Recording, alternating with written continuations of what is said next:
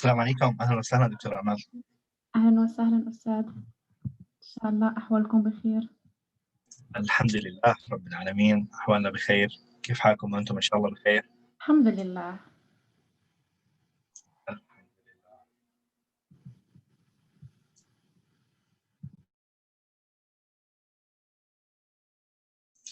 تقريبا العدد ممكن يكون بحدود 20 اليوم إن شاء الله.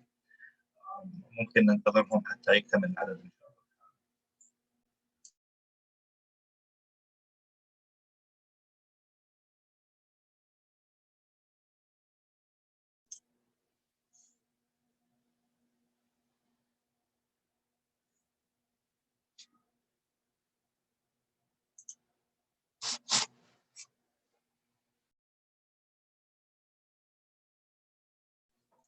أنا حآخذ من الوقت ممكن أول 5 دقائق أو 4 دقائق، بعد ذلك إن شاء الله. شكرا أستاذ. الله يبارك فيك. شكرا كثير لك لقبول الدعوة وتشريفنا. الله يبارك. شكرا على الدعوة بكل سرور.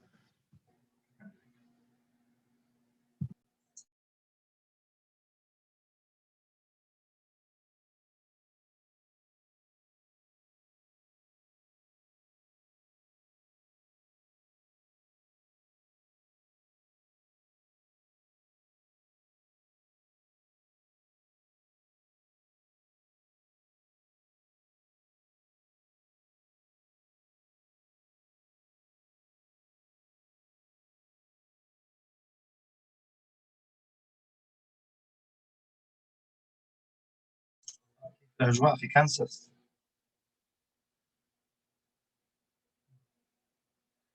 الميكروفون مو شغال يبدو. في مطر هلا. مطر. أحيانا الأجواء باردة متقلبة سبحان الله. يعني في أيام تكون كانساس دائما متقلب. كيف الجو في ممفس؟ متقلب، يعني أيام بتكون دافي شوي مع مطر، وأيام بتكون برد كثير لا مطر ولا شيء. الله يلطف. بيكون ثلج أتوقع في مناطقكم هناك في كانساس.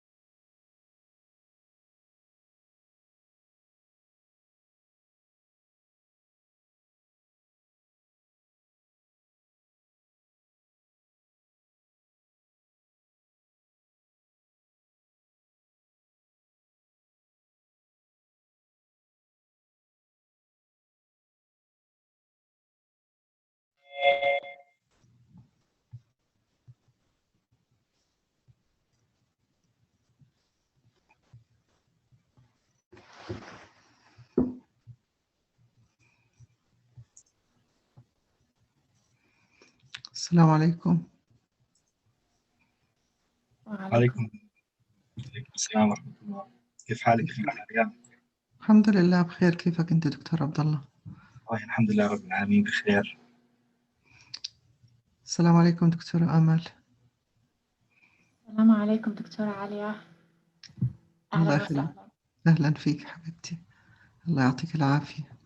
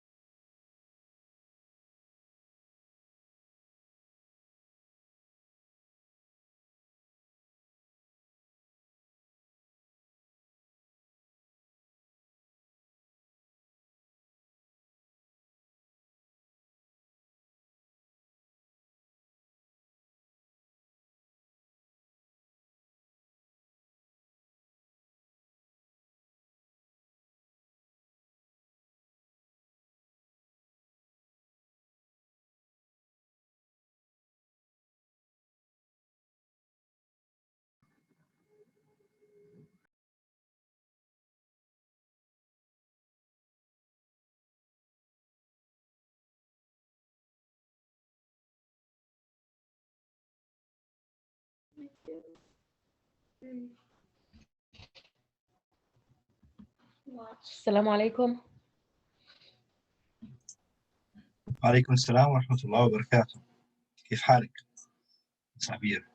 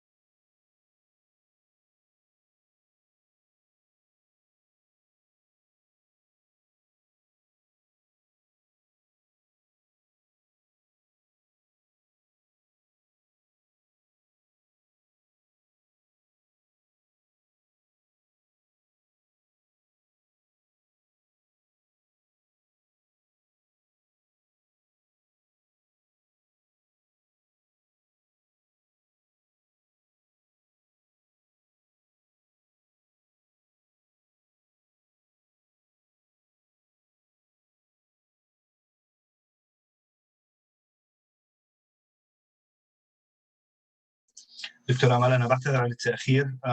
ما بعرف إذا بتشوفي ممكن مناسب نبدأ الآن أو ننتظر. ما في مشكلة اللي بتشوفه حضرتك. ننتظر دقيقتين ثم نبدأ إن شاء الله.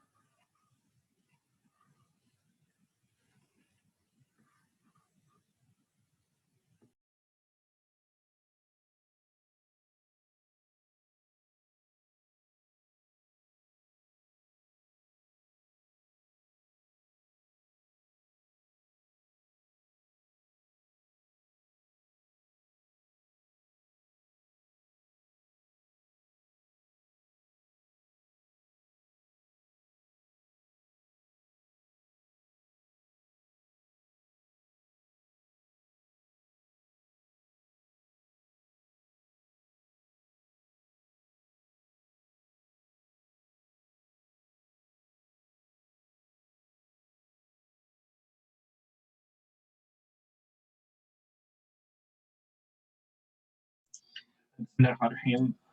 دعونا نبدأ بإذن الله. بداية أريد أن أرحب بجميع الحاضرين اليوم وعلى رأسهم ضيفتنا الدكتورة أمل. أهلا وسهلا بكم جميعا. تذكير بالالتزام بالوقت المخصص للمداخلات، الالتزام بموضوع المداخلات والأسئلة، الاكتفاء بمدة دقيقتين لأي مداخلة. هذا تعريف بسيط وسريع للدكتورة أمل الحيمر، أستاذ مساعد في الدراسات العربية والإفريقية الأمريكية ومنسق اللغة العربية في جامعة كانساس. تشغل وظيفة مديرة المعهد الصيفي للغة العربية بجامعة الأخوين في المغرب. لديها خبرة واسعة في تعليم اللغة الأجنبية واللغة الثانية، حاصلة على درجة الدكتوراه في اللغويات من جامعة ويسكونسن، تخصص اللغة العربية كلغة تراثية واكتساب اللغة الثانية وتعليم اللغة العربية كلغة أجنبية. وهي مهتمة أيضا بالاتصال اللغوي واستخدام اللغة في شمال أفريقيا. في الآونة الأخيرة طورت مع زملائها معايير تقييم فعالية التدريس لدعم أساليب أفضل لمراجعة تعليم اللغة الأجنبية وتوثيقه وتقييمه. ورشتنا لهذا اليوم مع الدكتورة مل، جزاكم الله خيرا وشكرا لك لقبول الدعوة والحضور، بارك الله فيك. أريد أيضا أن أرحب بالحاضرين اليوم لأول مرة. ممكن لدينا حضور لأول مرة من الجامعة الهاشمية في الأردن ومن المملكة العربية السعودية، دكتور محمد الجراح. أهلا وسهلا بجميع الحضور، حياكم الله. تفضلي دكتورة. شكرا أستاذ الكريم على الدعوة وشكرا للحضور. Just need to share with my slides here. So the topic for today is heritage speakers and pedagogical implications. So the purpose is to study heritage speakers' grammar and provide theoretical background for Arabic instructors. So we need to have knowledge of Arabic heritage speakers' grammar so as to have that theoretical background to explore the acquisition of plural formation and verb pattern in heritage speakers, and to find out the general characteristics of heritage speakers' morphological system. So why studying heritage grammar? Why there is a need to study heritage speakers grammar? So heritage speakers grammar are very relevant to L1 acquisition, L2 acquisition, and linguistics in general. And also an inclusive theory in second language acquisition should predict areas of difficulty and order of acquisition and provide a theoretical background for Arabic instructors. So this is the outline. I'm going to start with introduction, then the results of the study, both of nominal and verbal morphology, then discussion, and after that, we will discuss the pedagogical implications for us as Arabic instructors. But we will start first with our discussion. Who is a heritage speaker? Any definition, like your definition for a heritage speaker? Because there are many definitions for heritage speakers. هناك تعاريف يعني عدة.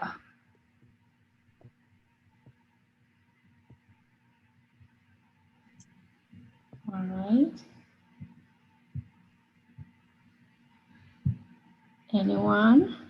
نعم، ممكن أحاول أعرف وارث اللغة بأنه الشخص الذي تعلم اللغة العربية من خلال والديه أو أجداده أو أقاربه في بيته أو في بيئته، لديه فكرة عن اللغة العربية، لديه بعض الكلمات، قد تكون هذه الكلمات عامية، لكنها ليست فكرة كافية أحيانا لأن يستخدم اللغة بشكلها الصحيح. هذا انطباعي. في تدخلات أخرى؟ يعني هناك تعريفات عدة، مش يعني ليس بالضروري من وارث اللغة أن يتكلم بها. It depends يعني هنا على التعريف that we will adopt. يعني ممكن يكون في بعض التعاريف بتقول okay, just someone who has a heritage, he doesn't need to speak the language. Other definition, no, being like the proficiency is a requirement. The other question that I have for you, do you know any heritage speakers of a heritage language? And if yes, how can you describe their grammar?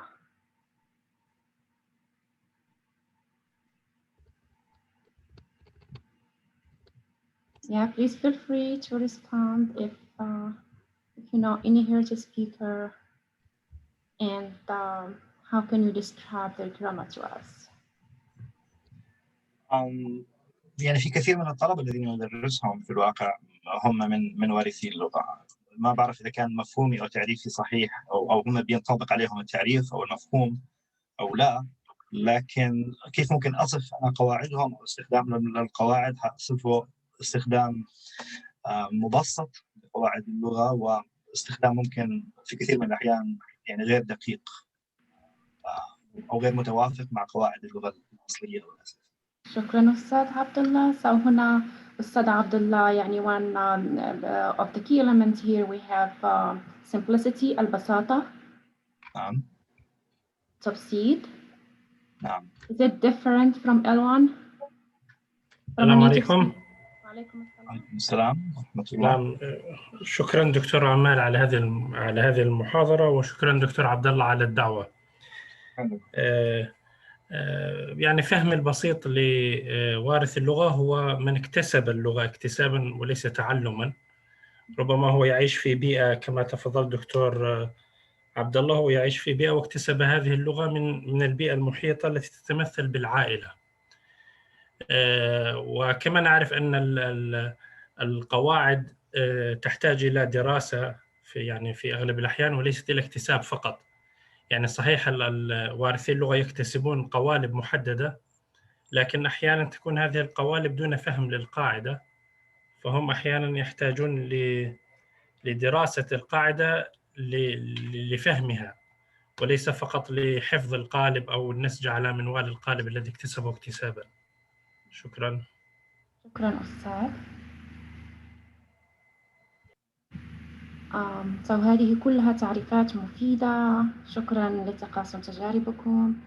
And سؤال موالي, do you think the heritage speakers you are familiar with are native speakers? So as there is like there are some researchers describing heritage speakers as native speakers, and others there is like other negative description of their grammar. What do you think about heritage speakers? وهذا ممكن بيعتمد على أكثر من عامل. أول شيء ممكن تعريف النيتيف سبيكر. كان في كثير تساؤل يخطر في بالي بصراحة، هو الناطق الأصلي باللغة أو اللغة الأم، يمكن للإنسان أنه يكون لديه أكثر من لغة أم، أو ممكن يكون الإنسان نيتيف سبيكر فعليا بأكثر من لغة. ممكن يكون مثلا بالعربية هنا في الحال كما هو الحال في أمريكا، والإنجليزية معا كنيتيف سبيكر أو لا. هذا بيعتمد بالدرجة الأولى ممكن على تعريفنا للناطق باللغة بتوصفها لغة أم. ممكن بعض الدراسات تشير إلى أنه الناطق باللغة بوصفها لغة أم يكون بالدرجة الأولى ناطق بلغة أم واحدة وليس بلغة أم ثنتين أو ثلاثة أو أكثر. فما يعني ليس بإمكاني أني أجيب عن هذا السؤال شخصيا إلا إذا كنت عندي تعريف دقيق للناطق باللغة الأم أو النيتيف سبيكر. شكرا أستاذ عبد الله.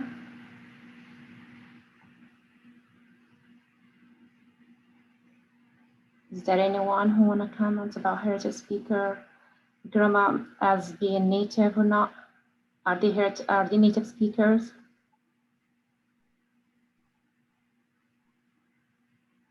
All right, yeah, I will discuss this question at the end when we discuss heritage speakers grammar.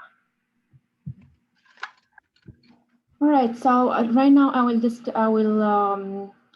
will define heritage language and heritage speakers from the literature, and which means these are the definition that I'm adopting here. So according to Montreal, what makes a language a heritage language is its local context and condition under which heritage languages are learned. So it's the context which is important. For example, here in America, we have heritage speakers, they are children of immigrants. The context language is confined to home, and I think one here of the professors, he mentioned that. So it's learned, it's limited to the community here. So this is the context of the heritage language. It's limited to community, to the house, and outside there is a dominant language. The definition that I'm adapting to is that heritage speakers are bilingual. They are native speakers of their heritage language.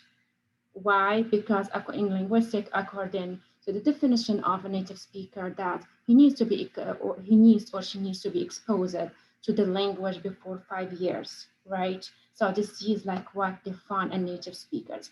Since they are exposed to the language since birth, they are native speakers of their variety. And sometimes their exposure to their heritage language first, then comes the dominant language, which is English, which means, yes, heritage speakers are native speakers of their language.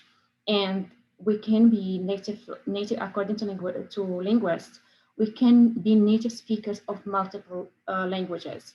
Here, we are not discussing here like how dominant you are in one of your languages. There is like a continuum, how, let's say, how, I'm not going to say how fluent, but how dominant you are in a language.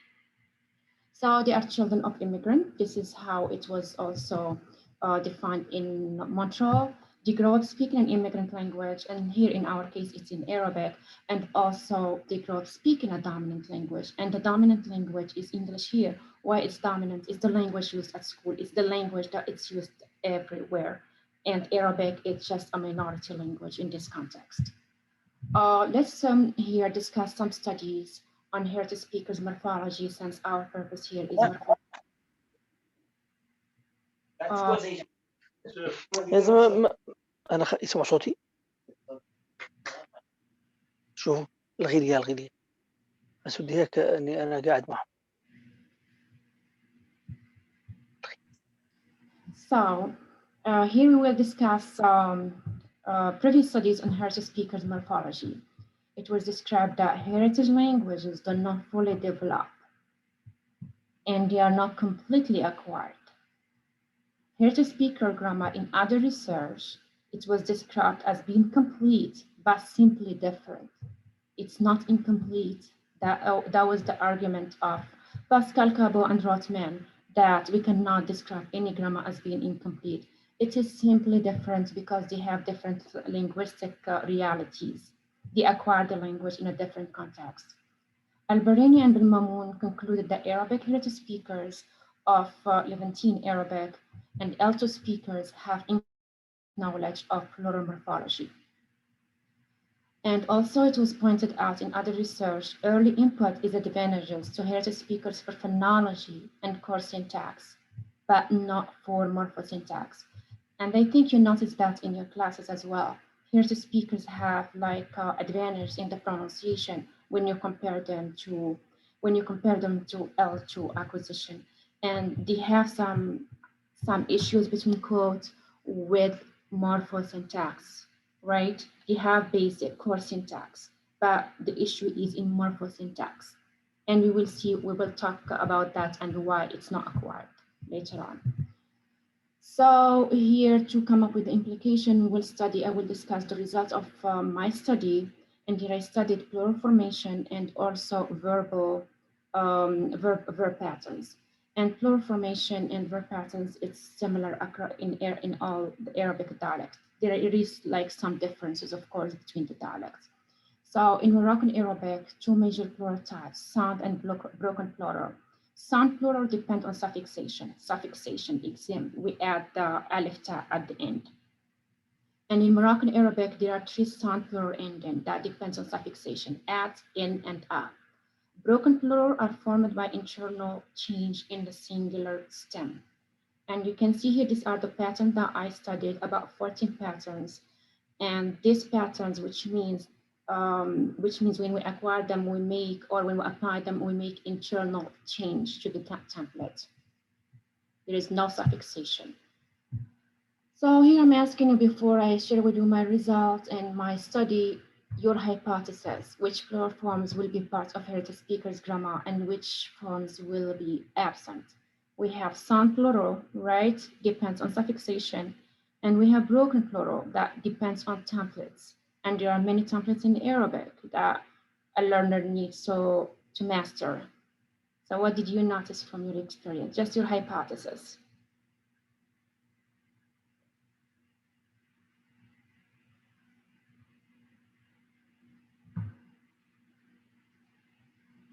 Now in Arabic, we have sound plural, right?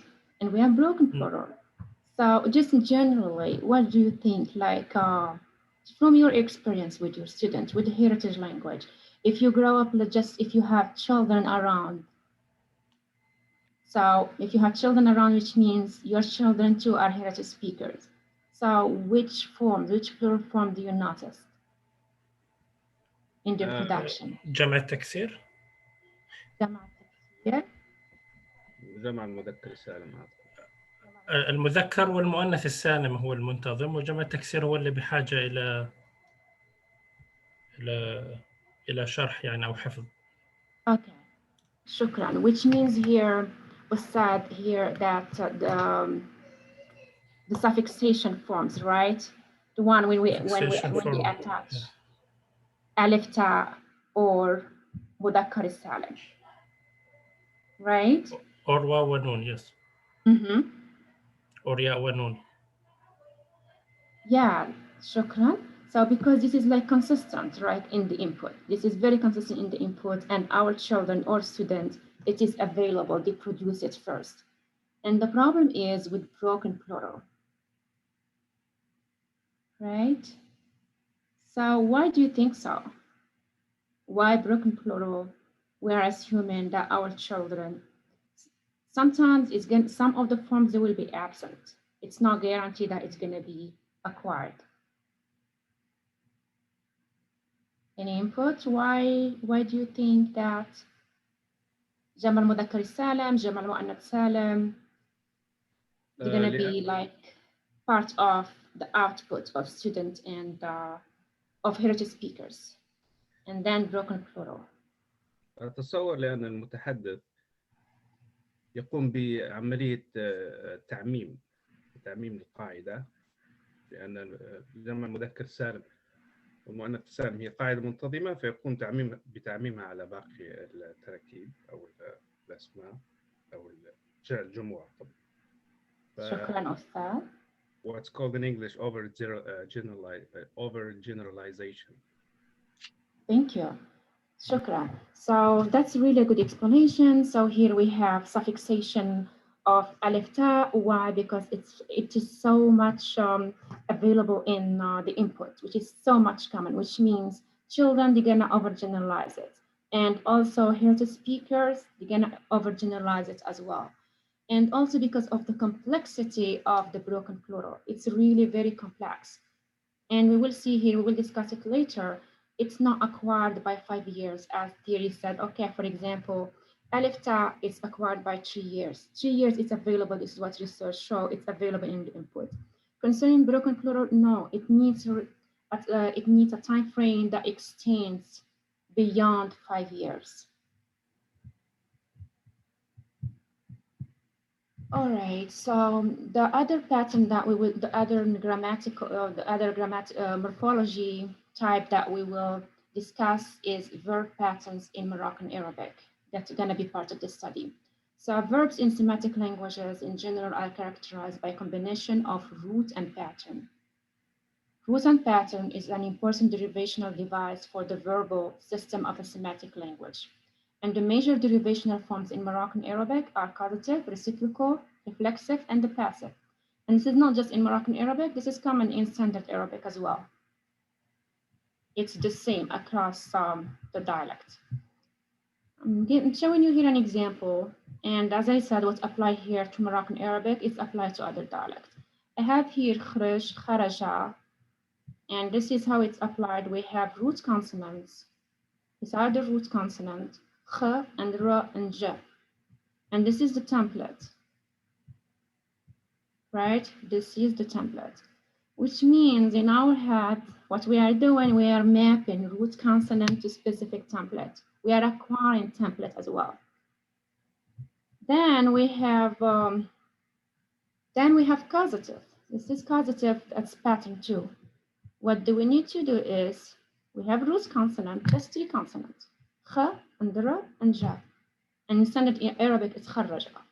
So root consonants, and here we have gemination, spread of the gemination, which means it's not an easy process. It's a really complex process. So any question about this? So we have root consonant, and then we have templates, and we need to map the root consonant. This is what we are doing as speakers.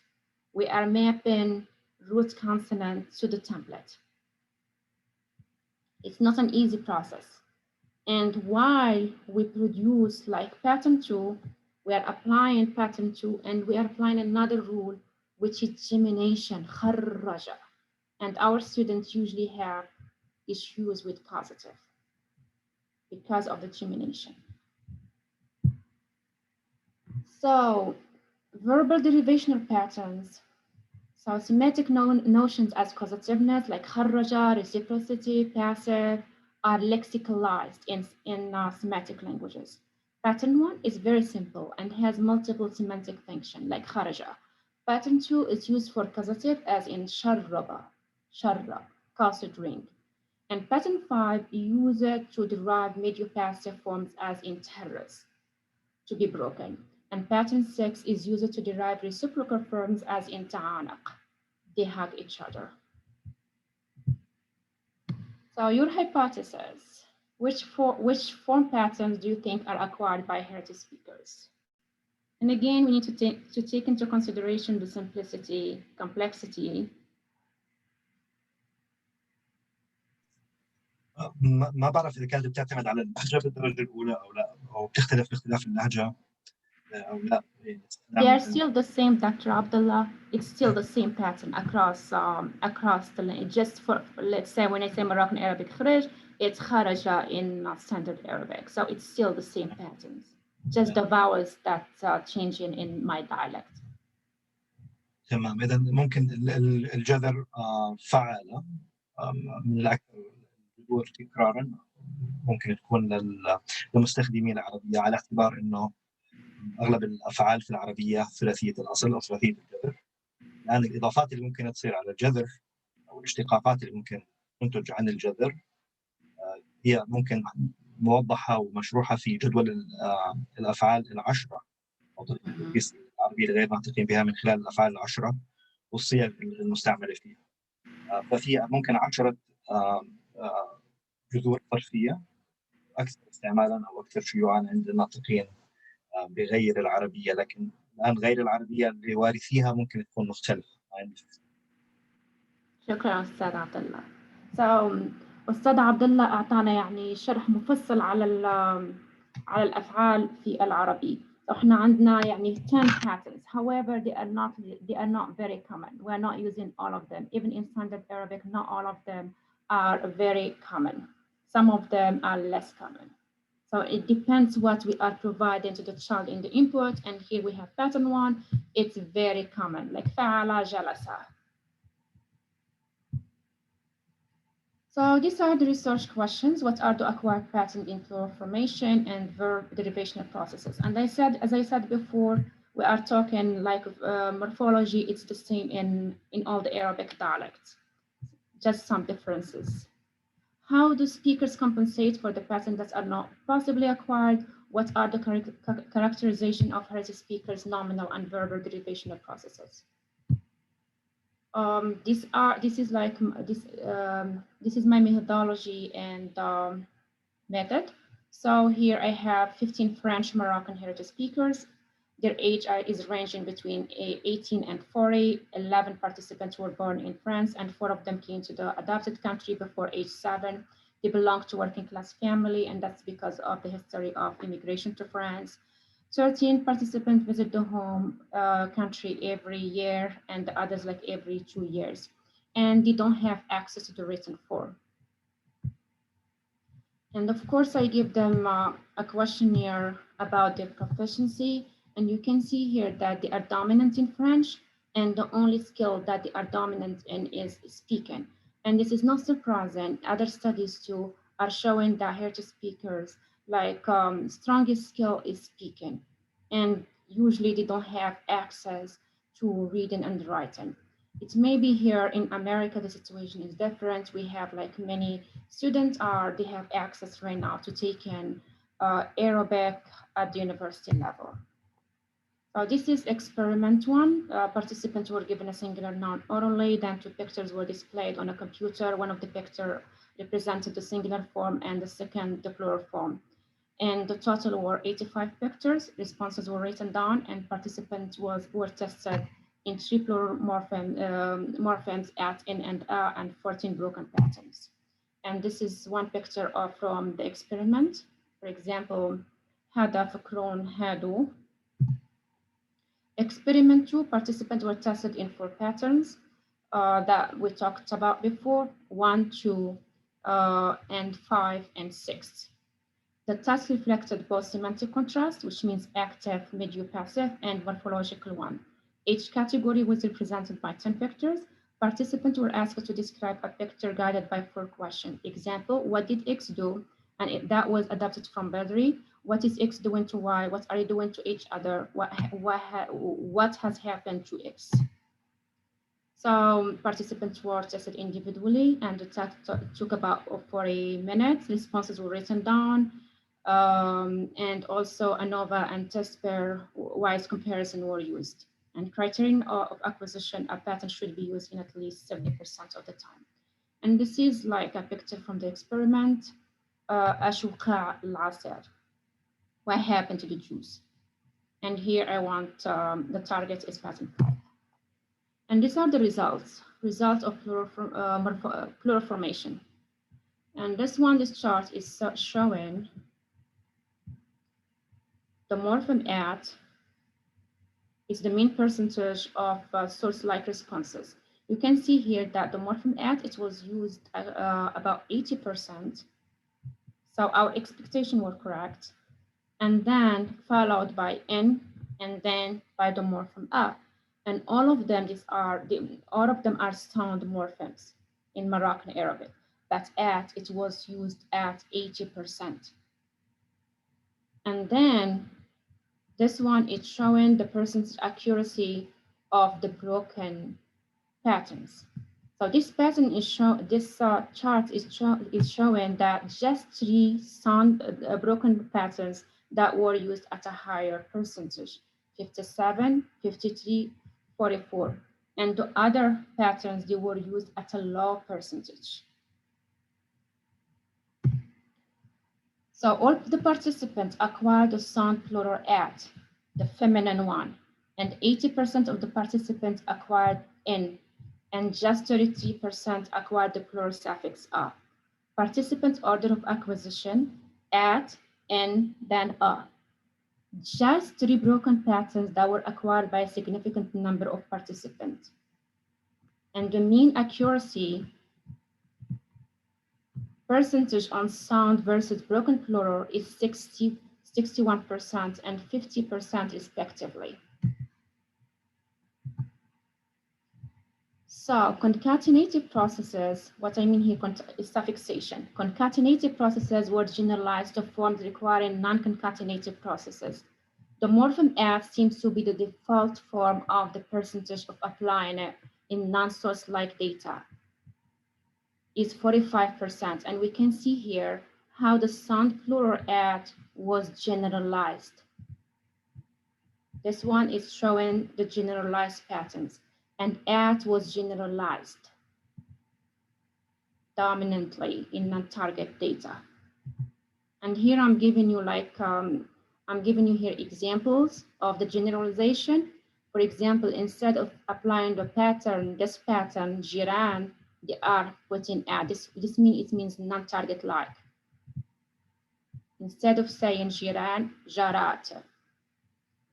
And the same is true here. Instead of applying this pattern, they are still generalizing at, because that one was acquired. Yeah, this is just more data showing the pattern of generalization, which means patterns that were acquired, they were generalized.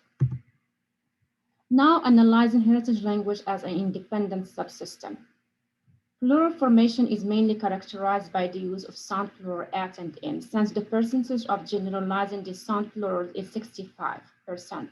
Heritage language is mainly characterized by concatenative processes, which means suffixation. The percentage of acquisition and the implicational hierarchy also support this claim. All right, so here I have an implicational hierarchy, and I need your input. So if the sound plural a is acquired, does it mean that this one are acquired, depending on our finding?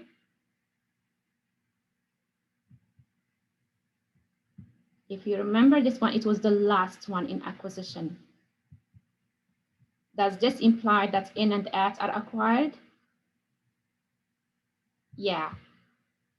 So if the sound plural a is acquired, it implies that both of these are acquired. And if the sound plural in is acquired, which one? It implies which one is acquired. At. Yeah, so it's at is acquired. What about at if it is acquired? Does it mean that, does it imply that these two are acquired? Yes. If it is acquired, then the rest are acquired too. At? If it is not acquired, then the rest are not required, right? I agree, yeah. So if it's not acquired, it means the rest are not acquired. Yes. And if it is acquired, we cannot conclude that this one is acquired and this one is acquired, because this one is the first in acquisition. Yes, that's the dominant acquired sound, yeah. Thank you. Yeah, so this is the table just summarizing our implication. All right, so what are the pedagogical implications for the plural finding from that table?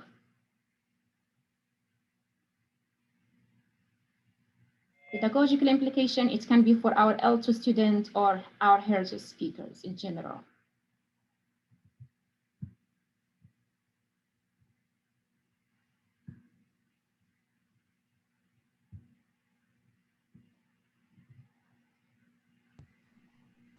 What I see it is to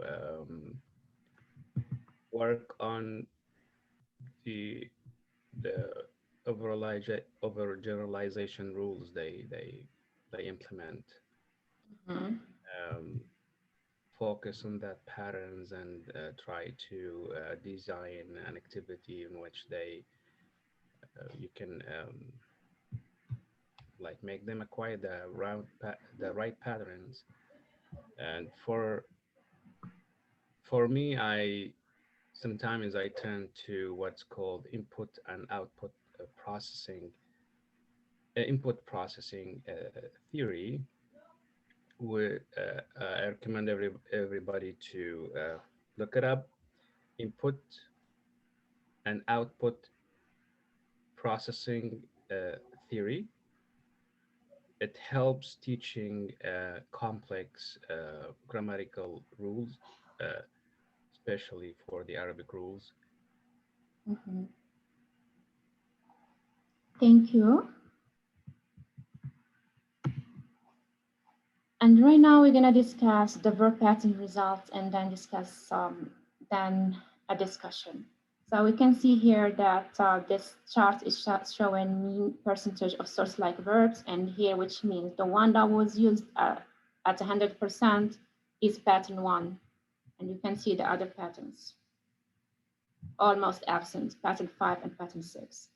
And concerning acquisition, pattern 1 was acquired by all heritage speakers in the study, causative form by 40%, medio-passive and reciprocal, no one acquired them.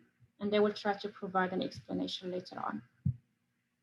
So ANOVA shows statistically significant differences among the use of these patterns. T-pair-wise comparison shows that between the uses of this pattern, between pattern 1 and pattern 2, there was a significant differences.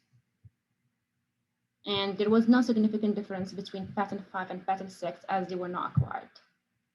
All the participants acquired pattern 1. It was used productively in the heritage language. Pattern 1 was used predominantly in pattern 5 and pattern 6 targeted data. Morphosemantic distinction was neutralized in the heritage language. which means, yeah, since they are not using it, there is no distinction. Pattern 2 was the second pattern that was used at a higher percentage.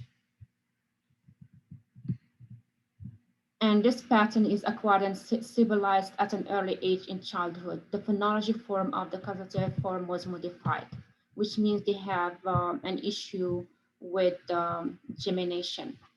In all of the 51% of the data that use pattern 2, the phonological form was modified. Example, here we have libes. Instead of saying libes, double B, they are keeping just one B. They have problem with gemination.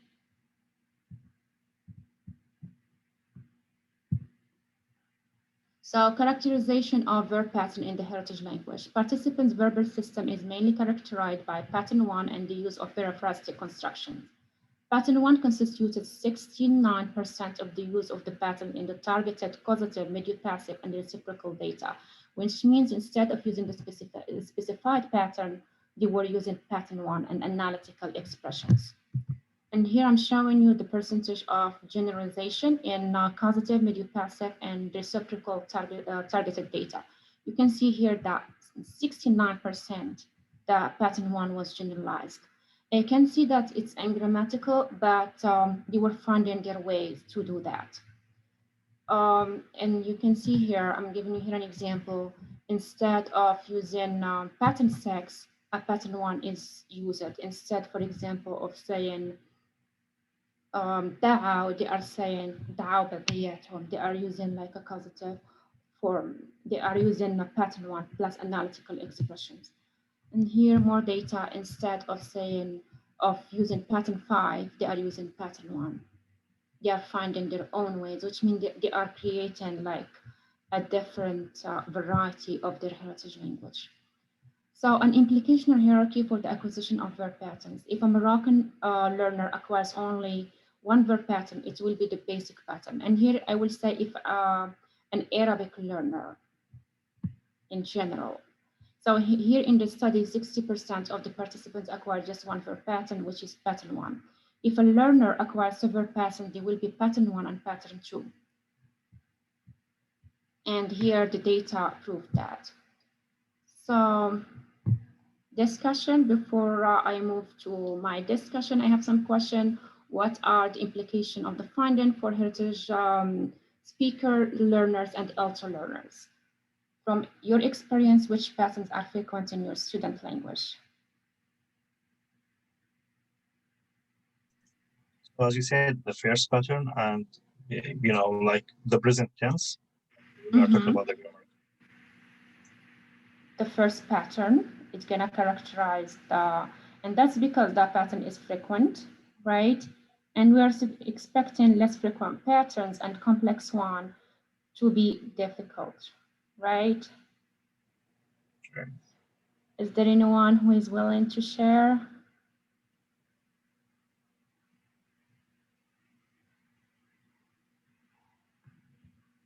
All right. لاحظ حتى في علاقة يعني فيما يتعلق ب نعم يعني كما تفضلتي الجذر الأول أكثر في الاستخدام. And we can see even now when we have like causative form, the need of a causative form or another one, we can find our students are using that pattern with other expressions that help them convey the meaning instead of using the specified one. In this discussion, we're gonna trying to find explanation. So nominal morphology, the morpheme at is acquired at an early age by Arabic speaking children. So generally our children are acquiring that one as an early age. By 3 years, it's stable in their morphological system. It's very frequent and productive in the language. The sound, the plural at and in appear to be stabilized in heritage speakers and acquired during early stages in plural acquisition, which may be explained in terms of frequency. The morpheme at tends to be the underspecified morpheme in the heritage language, since they are mapping it to nouns when other broken patterns are needed. The morpheme a is not very frequent in the source language and limited to specific nouns in Arabic. That's why it was not acquired by a high number of participants. Non-concatenative processes are not stabilized in the heritage language. What I mean here by non-concatenative processes is the broken plural, like mapping a template to the root consonant. Heritage speakers have some knowledge of the root and pattern, but the difficulty results from selecting the pattern template conforming to the grammar of the source language. I'm showing you here an example of their data where they know this pattern, which is part of the language. However, they choose the wrong pattern and they come up like trarik, which means they're applying it correctly. They have some knowledge, but that knowledge is not stabilized yet. And it's going to tell us something about our students, which means they need input to acquire broken plural. A lot of input and practice is needed. And it's not like acquired in limited time. It's really need an extended time. So broken plural complexity was also confirmed in other studies on Arabic heritage speakers in Levantine studies, like in El-Barini and Ben Mamoun. Broken plural is acquired gradually in language development. These are what other studies showed before. And the sound morpheme at was generalized by children in the context where broken plural was needed. Even in L1 acquisition, let's say with children growing up in Jordan or in Egypt, this is like what's attested. Children are acquiring first the morpheme at, then you generalize it to broken, where broken plural is needed. And as they are growing up and are acquiring or they are getting more input, they are fixing their morphology. Right now, we're going to discuss verbal morphology so we can provide some explanation. Pattern 1 is morphologically simple, frequent, and is the unmarked one. It's not marked in morphology. And the first pattern to be acquired by Arabic children. It's likely that it's used as a default morphological device. The complexity of pattern 2 in the heritage language may result from its phonological realization, as participants need first to acquire singleton geminate contrast. Singleton geminate contrast, which means, like let's say the one which is simple and then the geminate now like ba, ba, and ba. The acquisition of geminate is a complex process. This is how it was described in Khattab and Al-Tamimi.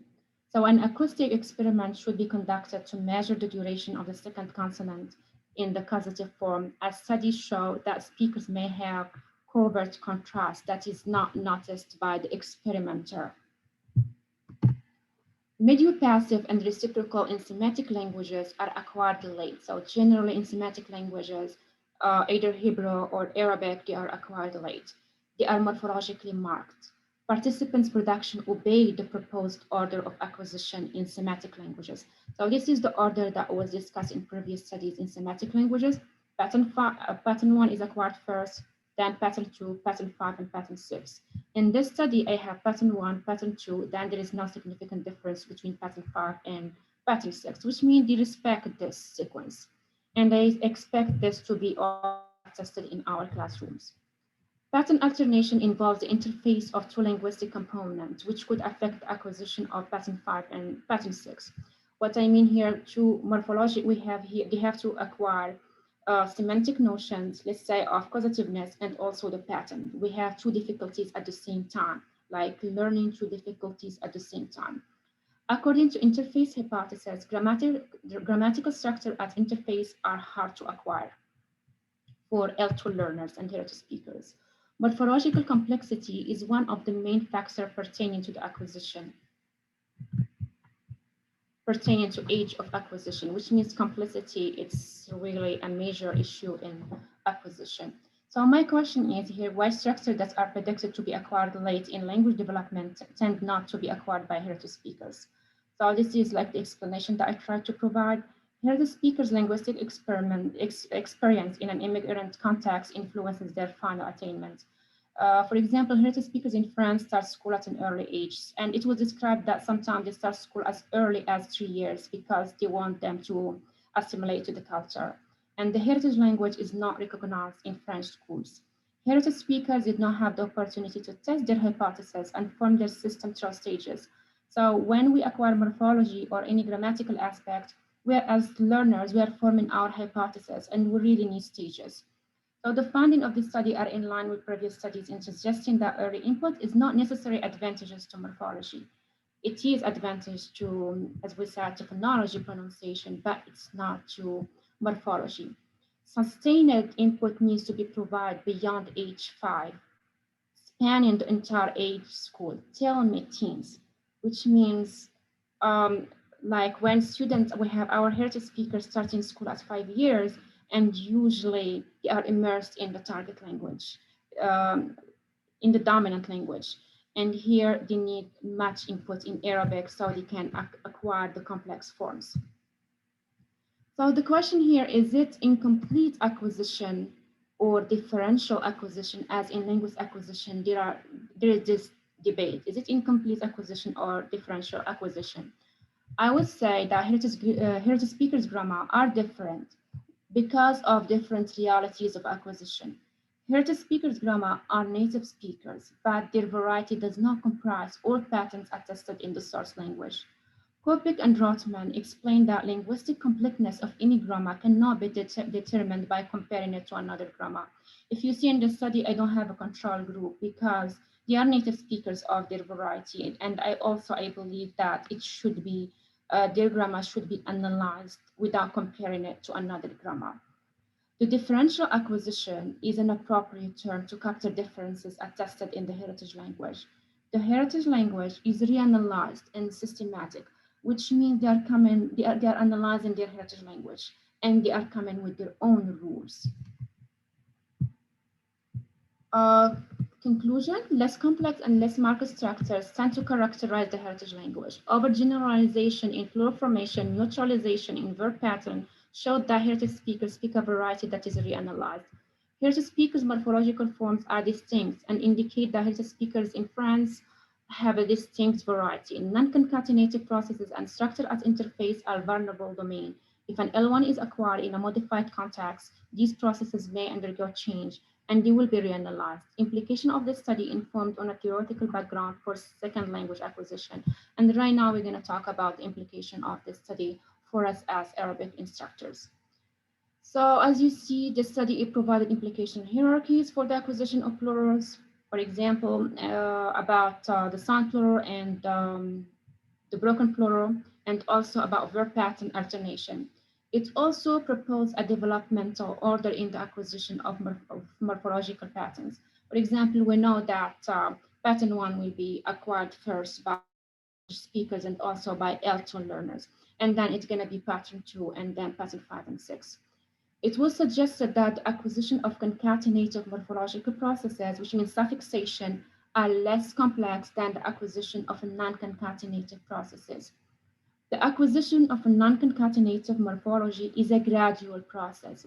It's acquired by stages. Rich linguistic environment and extended period of time are required for L2 and heritage speaker students to acquire non-concatenative morphological processes, which means the patterns, as they need meta-linguistic awareness and explicit grammatical instruction, as implicit learning may not be efficient. I know that we always hear, okay, so we're gonna teach this naturally, but there are really some studies that they are emphasizing that at certain age, it's really, we need to emphasize learning. And we have here Granina and Long claim that learners' capacity for implicit learning gradually deteriorates with age. So research proved that form-focused instruction and feedback is beneficial for morphosyntax. We need to create that meta-linguistic awareness for our students, and we need to emphasize the forms as well in grammar, specifically in Arabic grammar, which is a really complex one. So in Berman, 1982, it was argued that schooling has a merit in the acquisition of late acquired verb patterns as passive. And this one here, Berman, he talked about L1 acquisition, where children, they have a lot of input exposed to it in their country where Arabic is a dominant, where Semitic language is a dominant language. So in this study, it was also implied that metalinguistic awareness is needed so that heritage speaker can master verb pattern alternation and non-concatenative processes. So it's really a lot of input, formal instruction, so that our students can have that metalinguistic awareness. Structures depending on interface between two linguistic components, such as verb pattern, may also need emphasis and further instruction. Thus, consistent input, explicit teaching of the complex morphological form is needed. So heritage speakers and heritage and L2 learners are often given the same instruction and assigned the same courses. The result of this suggests that some morphological processes are stable in heritage speaker morphological systems, just as concatenative processes. And we have seen that here, our heritage speaker in this study, they already know the feminine and they acquired the feminine at, and also they know form one. So despite that concatenative processes or suffixation are simple and is established in heritage speaker morphological system at younger age, L2 learners might need longer time to conceptualize and acquire new morphological aspects. So the pace of acquisition will be different for the two groups. This study suggests that heritage speakers and L2 learners should not be grouped in the same classroom as they have different linguistic needs. All right, so I'll be happy here to discuss the implications. How can you compare this to your classrooms, to your students while teaching morphology? What do you think? Yeah, so these are my questions. What do you think of formal teaching? Is the order of acquisition, is the order of teaching, is it the order of acquisition? I'll be happy to hear your experiences while teaching morphology. Well, let me start with the last point here. النقطة الأخيرة. يعني واقع الأمر في كثير من الأحيان وفي بعض المدارس والجامعات يصعب الفصل حقيقة في المجموعات بين الطلبة من متعلمي اللغة الموروثة واللغة بوصفها لغة ثانية. على أرض الواقع هذا صعب. هل من طرق ممكن نستخدمها إن نحاول ندرس أو نستفيد من وجود وارثي اللغة مع الطلاب الآخرين من غير وارثي اللغة، من متعلمي اللغة كلغة ثانية في نفس الصف، بما أنه يصعب في كثير من الأحيان لأغراض أو لغايات أو أسباب إدارية أو لأسباب تتعلق بموازنات المدارس والجامعات وغيره. هل يمكن أن نستفيد من وجود وارثي اللغة مع متعلميها من غير الناطقين بها في صف واحد؟ أنا بعرف أن التوصية أنه يجب أن نفصل بينهم في الصف وما يكونوا مع بعض في نفس المجموعة، لكن هل يمكن أن نقوم بالعكس وهل في إيجابيات لذلك؟ أتفق معك أستاذ، على واقع الأمر هو صعب جدا لأسباب إدارية وبعض الأحيان ليس عندنا يعني عدد كبير.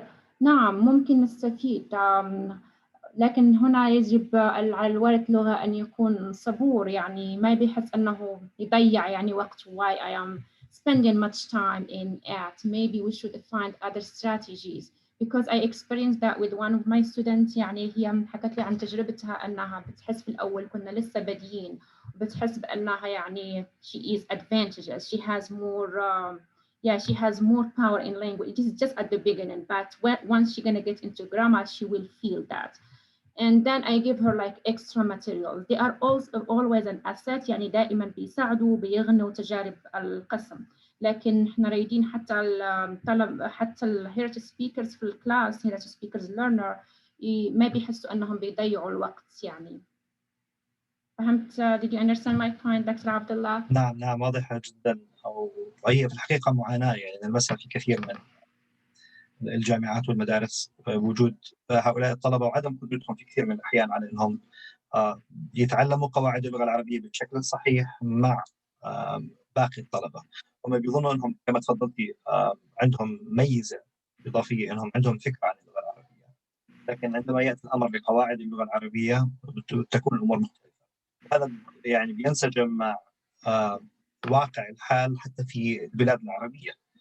التحدث باللغة العربية والتواصل باللغة العربية شيء، وإتقان قواعدها وتعلمها شيء آخر. أتفق معك أستاذ. وهنا يعني أنا لا أجد فرق، يعني لما نتعمق في القواعد بين المتعلمين والوارثين، يعني لما نتعمق في عمق القواعد العربية لا أجد فرق بينهم. يعني في الأول كما قلت يعني الفونولوجي كور سينتاكس، يعني ما عدا هذا لا يوجد هناك فرق. هما لكن بيساعدوا الصف في التكلم، بيغنوا التجربة الشفهية.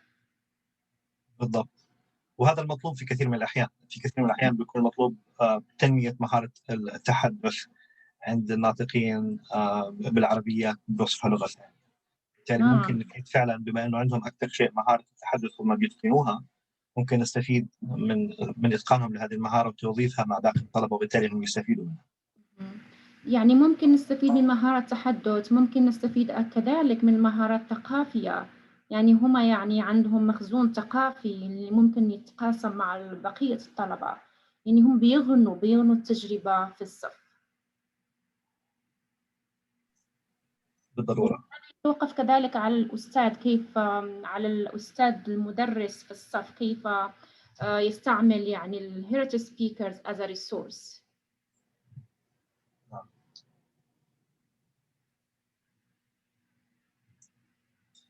يعني في الأول حتكونوا هذا لاحظتوهم يعني في الصفوف الأولى لما يبدأ بيكون هذه ثقة في النفس عند ال heritage speaker. لما يبدأ الصف ثقة في النفس أنه يتكلم العربي، أنا أتكلم العربية. لكن الواقع مختلف لما نتعلم القواعد. نعم، هي حتى المشكلة في أنهم في كثير من الأحيان يعني يتكلمون لغة عربية، لكنها في بعض الأحيان لا تكون قياسية، أو لا تكون اللغة العربية الهدف التي ندرسها في القاعة الصفية. أنا أتحدث اللغة العربية مثلا باللهجة المصرية، لكن الهدف مثلا في هذا الصف هو الشامية، أو الهدف في هذا الصف هو اللغة العربية القياسية. وبالتالي في بعض الأحيان ممكن يفقدوا مثلا ثقتهم بنفسهم بسبب إتقانهم أو ظنهم لأنهم يتقنون اللغة العربية. أتفق معك أستاذ. هذا بيعمل بعض التحديات. أريد أن نفتح المجال للزملاء والزميلات إذا كان عندهم أي سؤال أو استفسار أو تعقيب على أي نقطة من النقاط التي ذكرت، أو على الدراسة المفيدة التي قدمتها اليوم. السلام عليكم. وعليكم السلام. نعم، شكرا مرة ثانية دكتورة، وشكرا دكتور عبد الله. أنا عندي استفسار بسيط.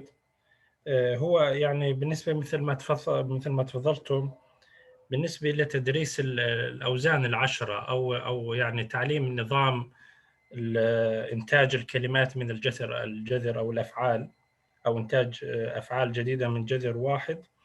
يعني من خلال تجربتي المتواضعة أن توصل للطالب فكرة الاشتقاق في الأوزان العشرة، يعني الأمر بسيط إلى حد ما.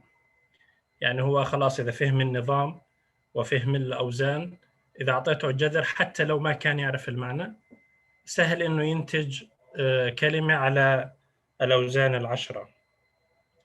لكن طبعا إحنا بنعرف في اللغة إنه كل زيادة في المبنى في زيادة في المعنى. لكن تبقى المشكلة بصراحة اللي يعني أنا شخصيا أواجهها هي المعنى. يعني النظام الصرفي ممكن شرحه لأنه هو قريب من يعني في منطق، مثل الرياضيات. يعني أنت ممكن تشرحه للطالب ويستوعب الطالب ويقدر يعرف يستخدم ويعرف الجذر، ويعرف إنه هذه suffixes أو prefixes أو infixes في الجذر زيادة على الجذر. لكن المشكلة تبقى في المعنى.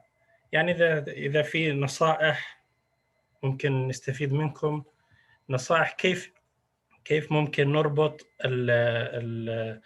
الزيادة على الجذر في المعاني، أو كيف نقدر نوصل للطالب إنه في فرق بين كسر وتكسر وكاسر وتكاسر. يعني هو نظاميا يستطيع إنتاجها، لكن استخدام أو معنى ممكن فيه صعوبة. يعني كيف ممكن ندرس هذا الشيء للطلاب؟ وشكرا. شكرا أستاذ. في رأيي يعني الفهم ما بيكون يعني في سمستر، يعني في دورة واحدة. مثلا احنا عندنا كسر وتكسر كل مرة، يعني في الانبوت أعطيها لهم، يعني أقدمها للطلبة في الانبوت كل مرة. هذه لو كان يعني if I'm emphasizing يعني meaning, I introduce it more and more حتى I normalize the meaning حتى يصبح يعني المعنى واضح. وبعد ذلك أسأل الطلبة يعني يستعملوه يعني في جمل جمل مفيدة اللي بتفيد أن الطالب استفاد.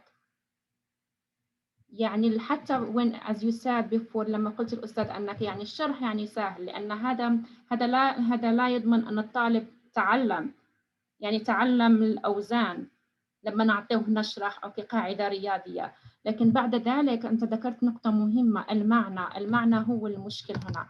يعني المعنى we should divide our time، نقسم وقتنا divide our time، ونركز كل مرة نركز على شيء، على pattern والمعاني المعاني التي ترتبط بالجذر والفعل.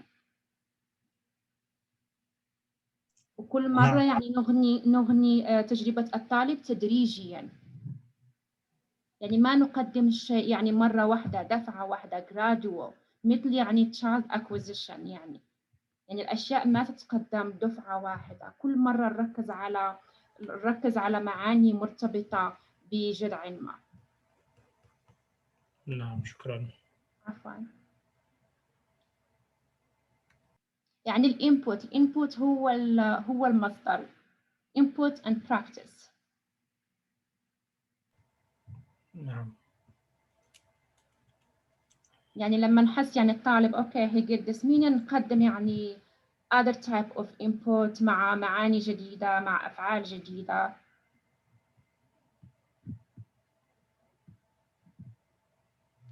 وقبل الانتقال إلى input جديد،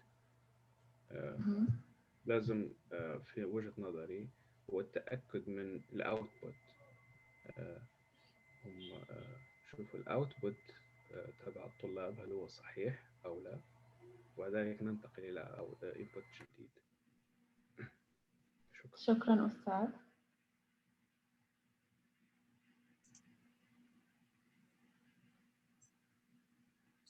شكرا لكم جميعا. إذا كان في أسئلة أخرى أو مداخلات، إذا كان دكتور أمل يسمح بذلك.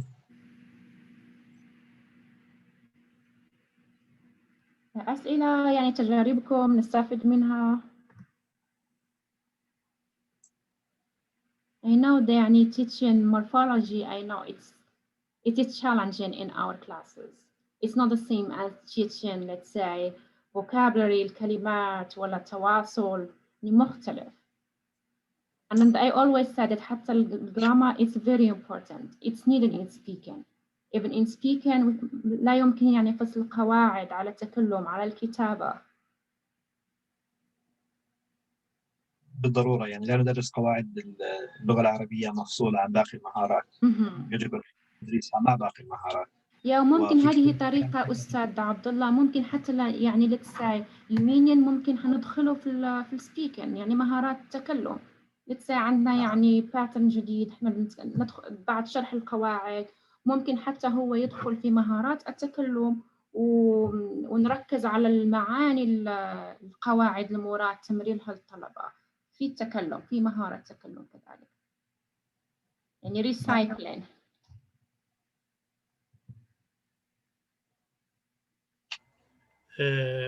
في مجال لسؤال ثاني أو؟ نعم بكل صراحة. نعم. يعني حسب فهمي المتواضع كمان أنا فهمت أنه طبقت الدراسة على يعني كان من ضمن المهارات مهارة القراءة، صحيح؟ بالنسبة لهذه الدراسة؟ نعم. لا، هما لا يتكلمون لا يقرؤون. هما يتكلمون ولا يقرؤون. يعني هما here to speakers not learners. نعم. لأن أنا شفت كان يمكن أنا شردت شوي، لأن شفت أنا كان في يعني كان في شكل للمهارات وكان في من ضمنها القراءة.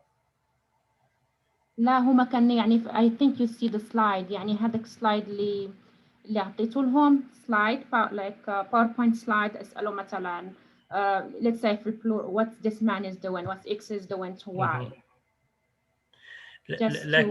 لكن هو بشكل عام أقصد يعني في فائدة من فهم الصرف يعني ممكن يفيد فهم المقروء أيضا، صحيح؟ يعني هو سؤالي إنه يعني الصرف هو جزء من اللغة، واللغة يعني كما قلت مهارات، ولكن أقصد أيضا الصرف ممكن يفيد في مهارة القراءة، صحيح؟ يا في طبيعي. في فهم المقروء. نعم. نعم. يفيد يعني في ليس فقط للكلام أو للاستماع، يعني نعم، أيضا هو حتى يعني في كل مهارات في القراءة. نعم. حتى يعني حيكون awareness للطالب، يعني وعي لما حيشوف يعني pattern في القراءة. يعني can نعم. be even in reading is a very good point أستاذ. يعني حتى في القراءة ممكن أعطوه مثلا سؤال، لو if you want to emphasize the form, can you please underline, let's say, just very simple pattern to in or causative in the في النص. نعم. شكرا. عفوا.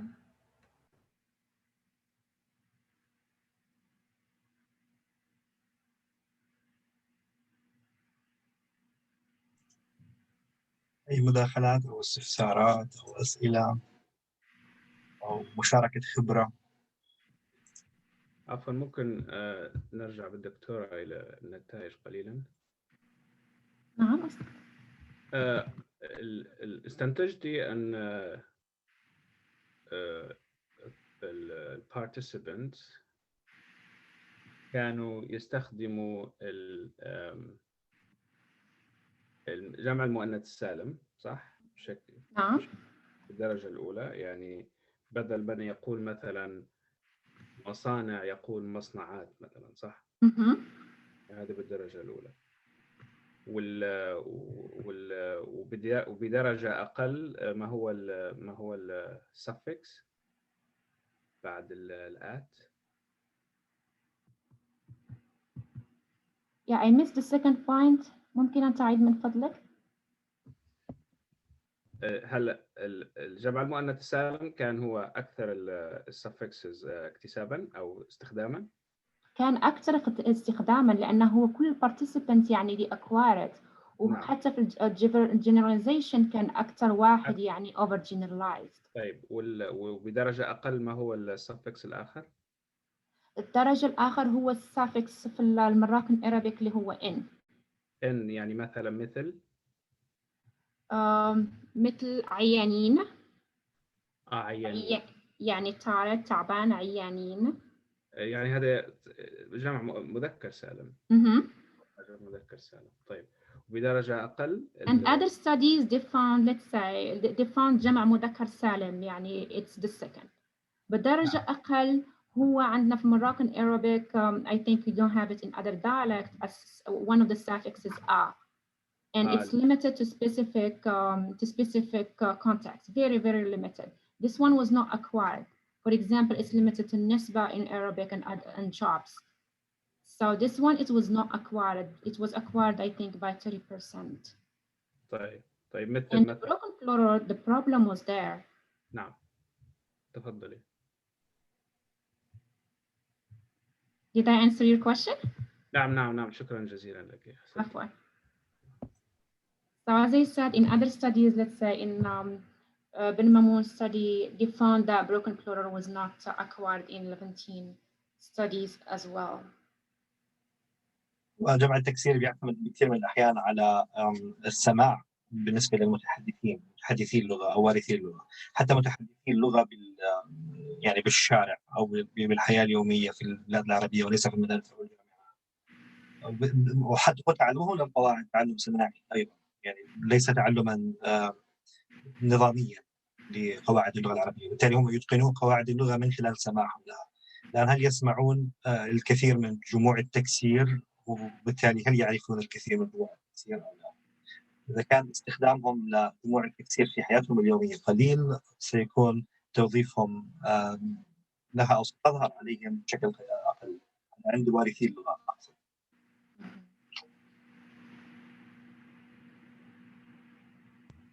صحيح. هو يعني أعتقد هو مثل الطفل الصغير عندما يتعلم اللغة العربية. أنا أتذكر أخي الصغير كان يقول امرأوات، جمع نساء، يعني بدل ما يقول جمع امرأة فيقول امرأوات. كان يعمم القاعدة، بدل لا يعرف هو طبعا جمع مرأة هو نساء فيقول امرأوات. كنت أستخدمها كطرفة معه دائما لحد الآن. صح. هنا أنا عندي لك سؤال أستاذ مصطفى. لو كان عندنا طفل صغير يستعمل ألف تاء, it tells us something about our students as well. Why that child he goes and he fixed his language, and then he's not generalizing at all. What do we need? أعتقد هذا له علاقة بمقدار تعرضه للغة. نعم. لأن هنالك من يصحح له بطريقة أو بأخرى، استخدامه للغة، سماعه أو استخدامه للغة أكثر عندما يكون في بيئة تتحدث اللغة، ولكن في بيئة لا تتحدث اللغة أعتقد مقدار التعرض للغة أقل، فبالتالي لا يطور المنظومة يعني. Yeah.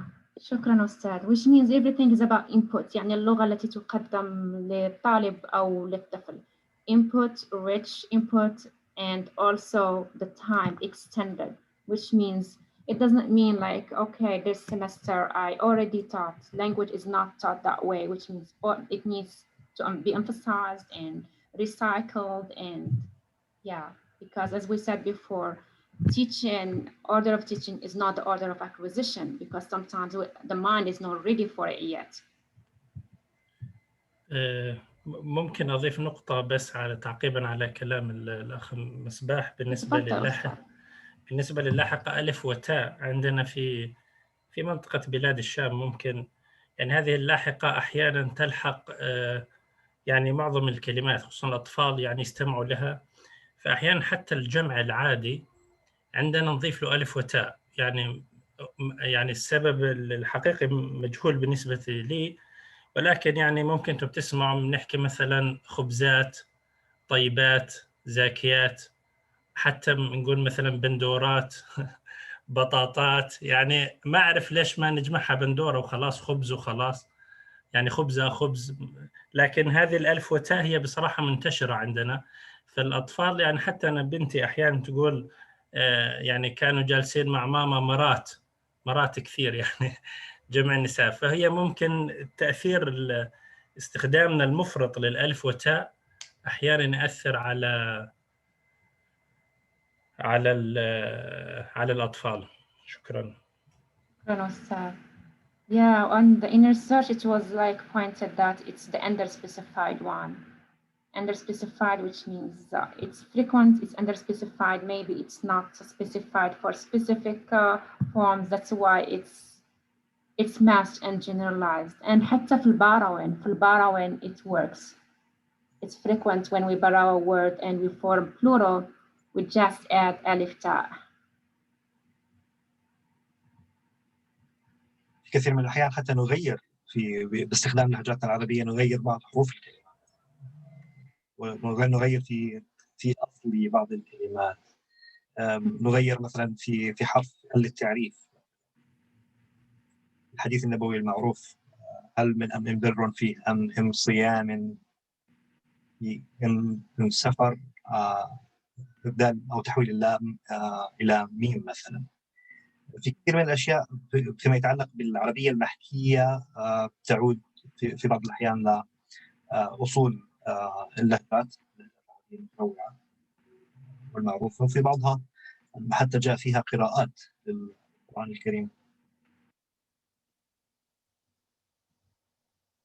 ممكن هذا يقدم تفسير بشيوع وزن أو صيغة معينة أكثر من غيرها عند ناطقين بلهجة معينة.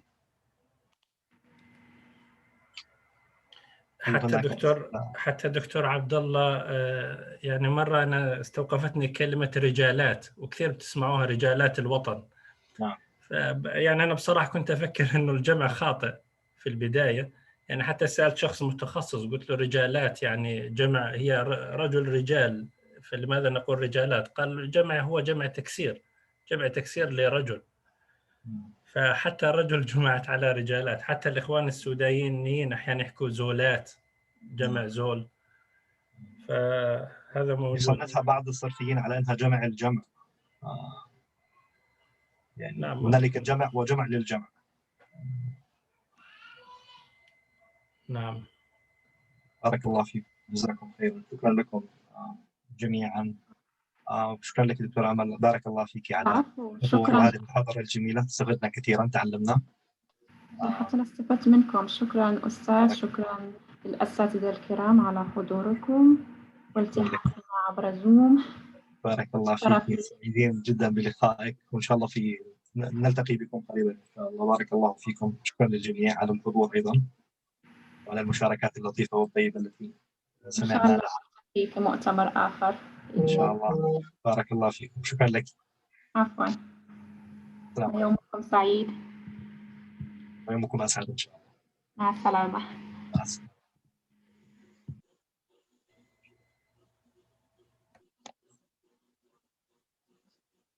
خلصت بشوف. والله يعطيك العافية أستاذ أشرف. أخذت مطعوم. أنا على واحد تليته والله. أنت أخذت مطعوم كورونا فيروس. تو رحنا الصبحيات بدري وخلصنا الحمد لله. طمني عنك، بعدك على قيد الحياة. الحمد لله رب العالمين، الحمد لله. الحمد لله، الحمد لله رب العالمين، الحمد لله على السلامة، وإن شاء الله تكون يعني من أكثر الناس تحصينا من هذا الفيروس. يا رب الله بارك يرضى الله عليك. فيكم. طيب الله إن شاء الله نحن على أطراف إنهاء اللقاء إن شاء الله. خلصتوا يعني؟ خلصنا إن شاء الله. إن شاء الله اللقاء القادم بيكون مع الدكتور عيسى أتوقع، الذي لم يحضر اليوم.